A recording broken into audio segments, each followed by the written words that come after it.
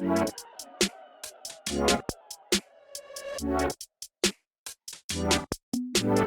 got Joseph Beverly here, the co-founder of SoulBiz. Joseph, how are you doing today, my man?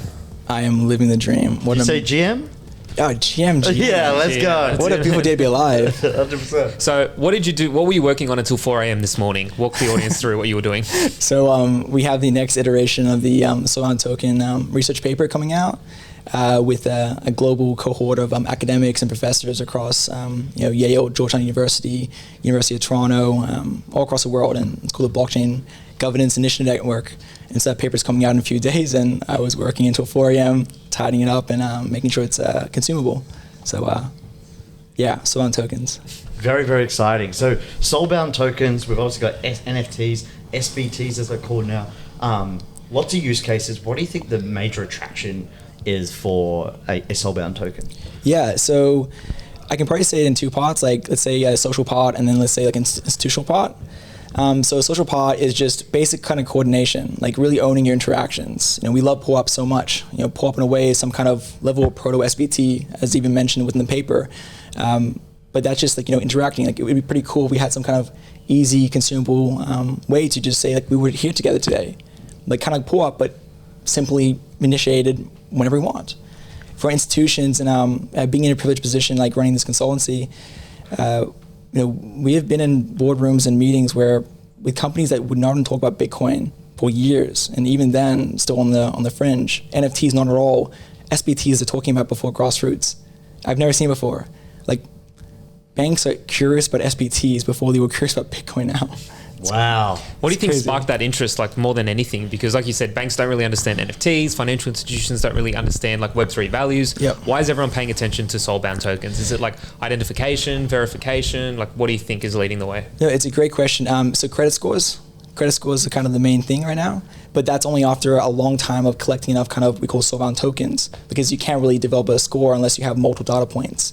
So over time, they're looking to have enough data points where we can have social credit, meaning that you can go to a bank and you can lend pseudonymously. Imagine a time that you're an anon, you can actually go to a bank, like at CBA or whatever, and you can go take out a loan without having to disclose any kind of KYC or personally identifiable information. Will that ever happen? Yeah, I think so. Yeah, I think like if you look at the trend of credit lending, it's just philanthropic right now, but people want to be able to do it. Obviously, within a very deep bear market and the deeper and lower parts of the macro, probably not, less so. But I think in the long term, we're social creatures, so therefore we want to help everybody out and reduce the pressure from the government too. In terms of progression, where are we at with Soulbound tokens? Vitalik's tweeted, Yep. 2023 possibly at the start, Q1. What's this roadmap looking like in terms of introduction to the ecosystem? Yeah, great question. So I always forget the two different dates, but it's either January 26th of this year was the blog post, May 10th was the paper that came out by Vitalik, Eklund Whale, and Pooja O'Haven. Pooja's from Flashbots, Eklund Whale is from Medical Exchange and Microsoft, and Vitalik, we all know where Vitalik's from. So I can probably answer it again, two parts again. I think from a theory base, people really need to understand that what was written in the paper was only about a proof of concept. The definition of a soulbound token is publicly visible, non-transferable, possibly revocable by the issuer, NFT, or sorry, token, my mistake. But that's only about the first iteration.